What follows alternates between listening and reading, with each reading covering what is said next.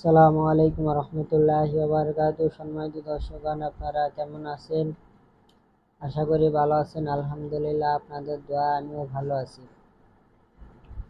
শত্রুকে কঠিন রোগে আক্রান্ত করার নকশা। তো সম্মানিত দর্শকগণ, শত্রু যদি এমন হয় যে বারবার মাফ করে দেওয়ার সত্ত্বেও ক্ষতি করতেই থাকে, মান সম্মানের হানি ঘটাতেই থাকে, সে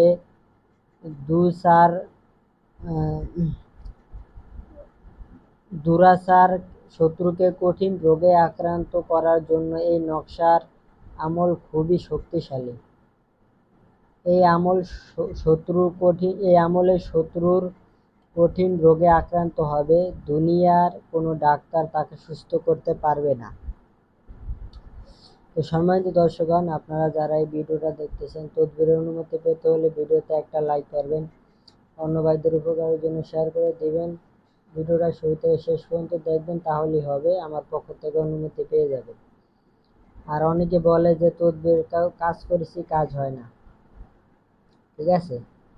তো তাদের ক্ষেত্রে বলবো, অনেকে রাশি বার হয়ে থাকে, তো তাদের কাজ হইতে চায় না। আর অনেকে আছে বিভিন্ন জায়গায় বিভিন্নভাবে আমল করছে উল্টাপাল্টা, বা আমল করার পরে অনেক সময় দেখা যায় উল্টাপাল্টা আমল করলে, ভুল হইলে আমলে রজাত হয় এবং বন্দিশ লেগে যায়, ঠিক আছে?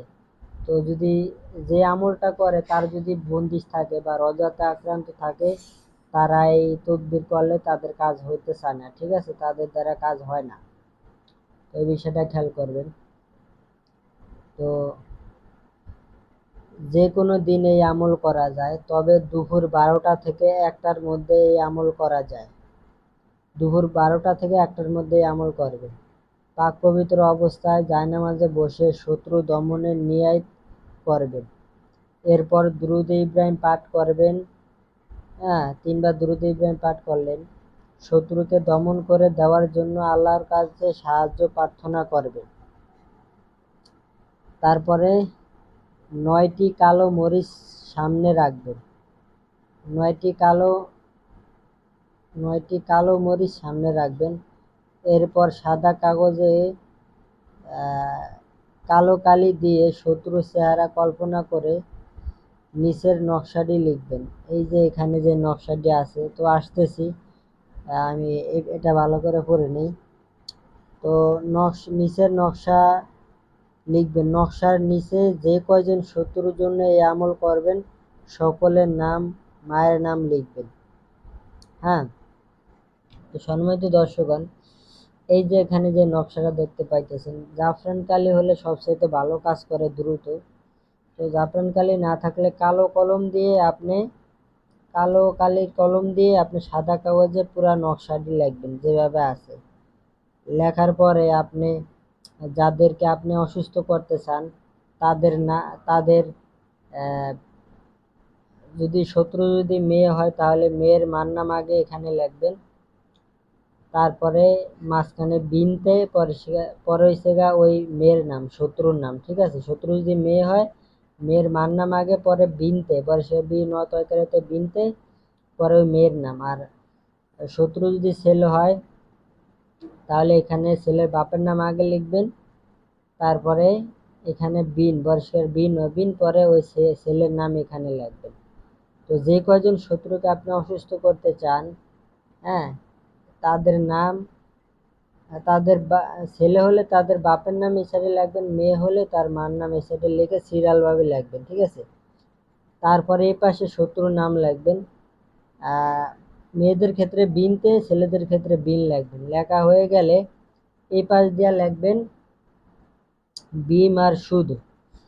এই যে এখানে দেওয়া আছে বিমার সুদ লিখবেন, ঠিক আছে? মা বাবার নাম লেখার পরে লাস্টে আরবিতে লিখতে পারেন বা মিম র শিন ওয়াও দাল, বিমার সুদ আরবিতে লিখতে পারেন, আর আরবিতে লিখলে ভালো হয়, ঠিক আছে? এই যে এখানে দেওয়া আছে, আমি এটা ভালো করে বোঝা যায় না, এই জন্য আমি এই সাইডটা লিখে দিয়েছি বিমার সুদ, বা বাংলায় লিখতে পারেন বিমার সুদ।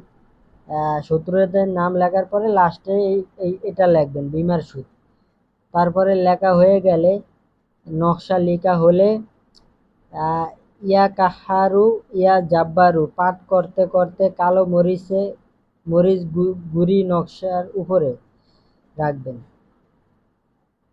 তো কালো মরিচ যে আছে, কালো গোলমরিচ আপনি এটাকে গুঁড়া করে নেবেন, মরিচ গুঁড়ি নকশার উপরে, গুঁড়াগুলা নকশার উপরে ফেলবেন। যখন ফেলবেন এভাবে আর বলবেন ইয়া কহারু ইয়া জাব্বারু ইয়া কহারু ইয়া জাব্বারু পাঠ করতে করতে কালো ওই মরিচগুলো নকশার উপরে ফেলবেন। তারপরে উপরে রাখবেন। একাং কালো মরিচ সহ নকশাটি ভালো করে বাস করে নেবেন। ঠিক আছে, এই নকশাটার মরিচ সহ বাস করে নেবেন এবং টেপ দিয়ে ভালোভাবে মুড়িয়ে, মানে নকশাটা তাবিজটা আপনি বাস করার পরে টেপ দিয়ে ভালো করে এটা পেঁচিয়ে নেবেন, যাতে কোনো জায়গাতে একটু ফাঁক ফুক না থাকে, পানিও যাতে না ঢুকতে পারে। মুড়িয়ে নকশাটা মুড়িয়ে কষ্টিপ দিয়ে কাঁটাওয়ালা গাছের নিচে পুঁতে দিবেন।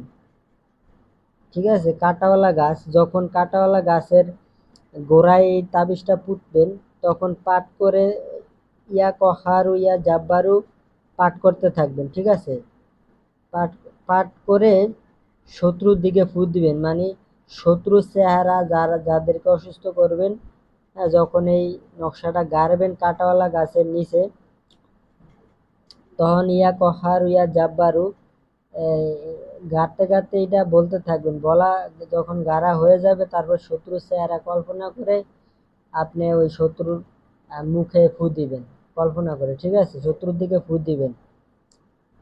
ফু দেওয়ার পরে এতে শত্রু কঠিন রোগে আক্রান্ত হবে। ঠিক আছে,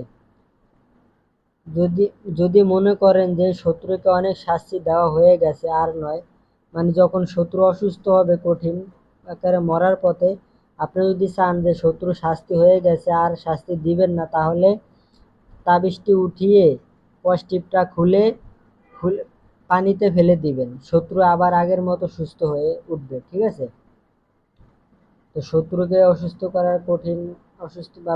করে একটা তদবির দিলাম, তো এটা করবেন, আশা করি ফায়দা পাবেন। তো এতটুকু। আসসালামু আলাইকুম রহমতুল্লাহি ওয়া বারাকাতুহু।